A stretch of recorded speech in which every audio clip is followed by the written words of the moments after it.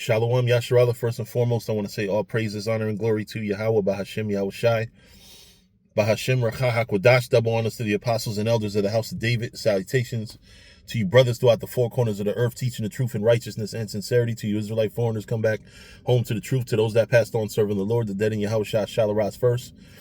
To you sisters who believe, keep encouraging and supporting your brothers out here teaching this truth, and always commemorate the sister who washed Yahushua feet when you read the scriptures. I want to read the scripture real quick. Matthew 18:3, and said, verily, this is Yahushua words, verily I say unto you, except ye be converted and become as little children, ye shall not enter into the kingdom of heaven. So what does that mean? You know, you got scriptures telling you to mature, but then you got this one to be telling you to be like children. What's admirable about children, even when you're an adult? Children don't stress over shit. They don't sweat shit. You know, they don't. If you do something to hurt them in disciplining them, they're very quick to forgive. What are adults like? Adults are assholes. Adults always think that they're right. Children don't question a lot of times right from wrong.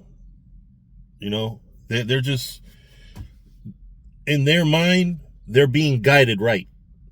And that's why you kind of have to protect children, you know, because you got vultures out here. But, you know, children are very quick forgivers.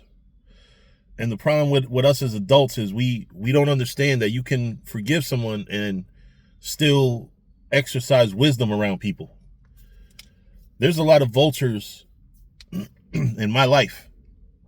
People that do nothing but take and take and take and don't give. You know what I do? I forgive them, but I stop giving. Just stop giving. I don't have to hold them to a standard. I realize that there is no standard to hold them to. They ain't shit. But why worry about it, you know? And then when you're a brother that is in this truth, you also have to understand you don't supposed to hold grudges.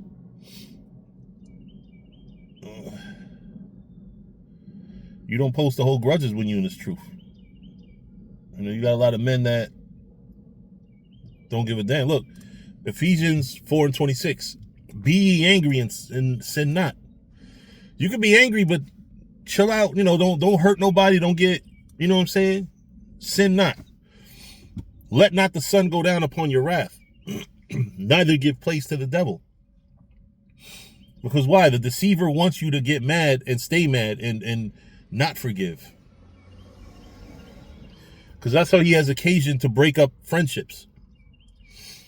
You know, a failed friendship or a broken friendship is a very sad thing. There's a lot of potential in these brotherhoods and friendships if we simply cared about each other the same way we care about ourselves.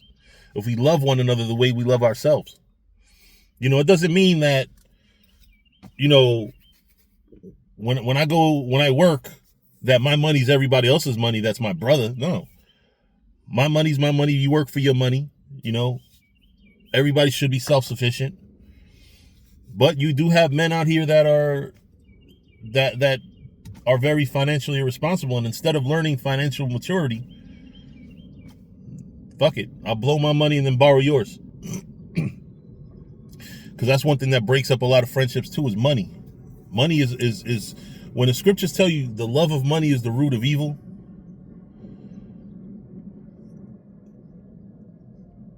The love of money is 1 Timothy 6:10. For the love of money is the root of all evil, which while some coveted after, they have erred from the faith and pierced themselves through with many sorrows. So you got a lot of men that say they're in the truth, but over money, they'll screw you over in a heartbeat.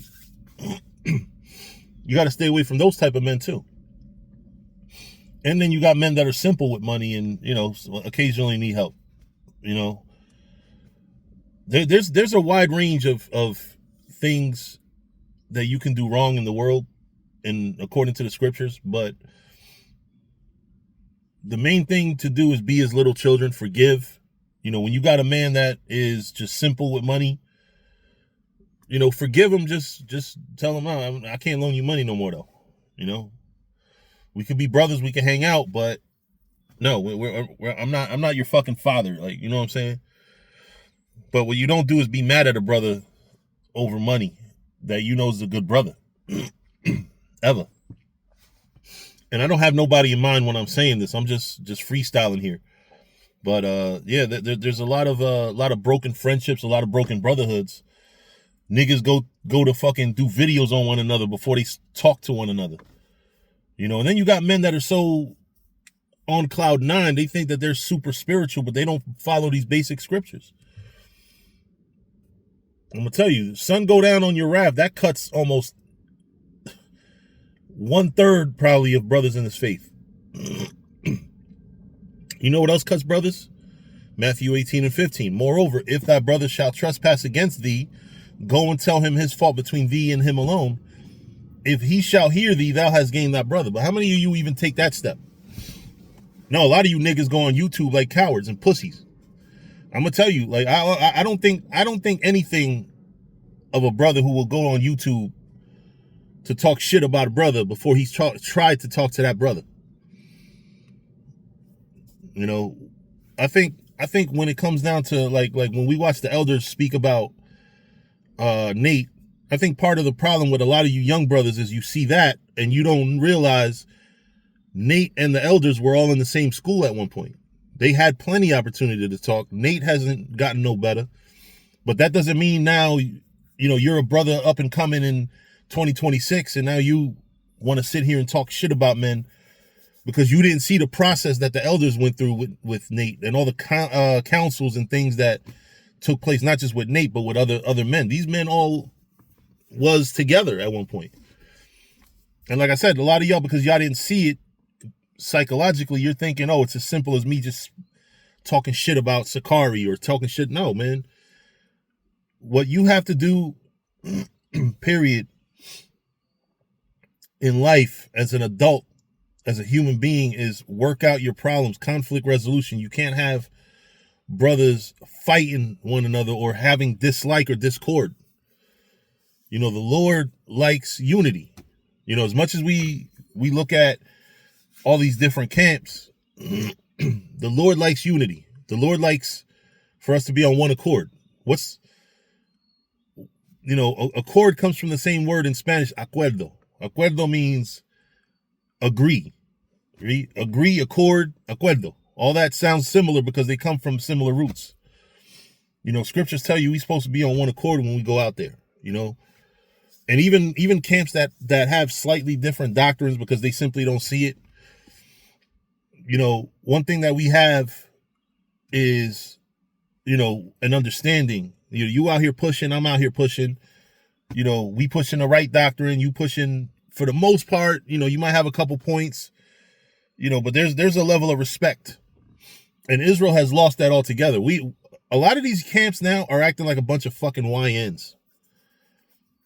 Like literally, you might as well put a fucking shiesty on and walk around and fucking rob people. Like that's how bad you are. You know, you have no respect. You look at brothers pushing and you're automatically looking at them like, oh, them niggas ain't right. You know? Exercise grace, man. Exercise forgiveness. Because honestly, at the end of the day, you're doing yourself a favor. I can't think of an Israelite that I'm mad at right now. At least not in the faith. Even people that are not in the faith, I forgive them, but fuck you. You know, stay away from me. You know, I cut off a friend a few weeks ago because I realized, like, this motherfucker got 25 years of just doing grimy shit. Yeah, he'll do an occasional home run. He'll hit a home run for me once in a while. Like, you know, when I was in that situation when I was locked up. Y'all don't understand. Those of y'all in Israel just know about the gun charges and me being locked up about 14 years ago. Y'all don't know all the shit that took place behind the scenes that, you know, some cases led to me almost losing my job. People celebrating I was locked up because they thought they was going to get my job because I had a good job at the time, and I came back to it. And, you know, this walk hasn't been easy, man. This walk has been pure hell in a lot of situations, and I'm just glad. I'm glad that the Lord has put me through certain trials and tribulations to make me such a forgiving brother. But that person that I was just talking about, that looked out for me, put certain friends of mine in contact with others, and got in contact with my parents so I can get a leave of absence from my job. That's a person who's just a bad friend overall, altogether. Terrible for the spirit. And cut him off. Now, if I happen to interact with him, because I actually work with him, believe it or not, you know, ain't no ill will. Just be mindful of, you know, how you act. But I'm not sitting here with no grudge on nobody. Honestly, we're too grown for that shit. Yeah, you got people that are bad. You know, you forgive them and you move on. You know, forgiveness doesn't mean you have to be buddy. But also, one other thing too is you have a lot of men in this truth that are just naturally fucking skeptical. You have a lot of men in this truth that they don't believe nobody, which is fine. You know, you don't have to be trusting, but you don't have to act on that mistrust. The way I deal with people is I give them the benefit of the doubt, but I still doubt sometimes in the back of my mind, because sometimes you have to. Adults will take advantage of you, you know. People will take advantage. But you have to treat, you can't be overly skeptical where somebody's telling you something, it's the truth, but your mind is automatically trained to say, no, that's bullshit, you know. But anyway, I don't want to belabor the point. I think I've gone over a few quick scriptures about the topic. You know, brothers, forgive one another, resolve your conflicts. Don't let it get to the point where brothers are no longer brothers, not friends, you know, because at the end of the day, this world makes us believe that we can survive without each other. Let me tell you something, man. No man is an island. You know, no man is an island. And understand that, be reasonable with your standards of friendship too. Your standards of friendship, what you believe others should do for you, you should do for them. Don't sit here and think everybody's supposed to be brotherly to you, but you're not brotherly to others, you know? So understand that. And Lord willing, you know, we can resolve our conflicts to the point where we don't lose brotherhoods. Because one thing is very sad is friends that are no longer friends, you know? And it's half the time it's not no fucking betrayal. It's nothing that nobody did wrong. It was a misunderstanding. Misunderstandings cause so many problems in this world. But anyway, with that, I'm going to say shalom.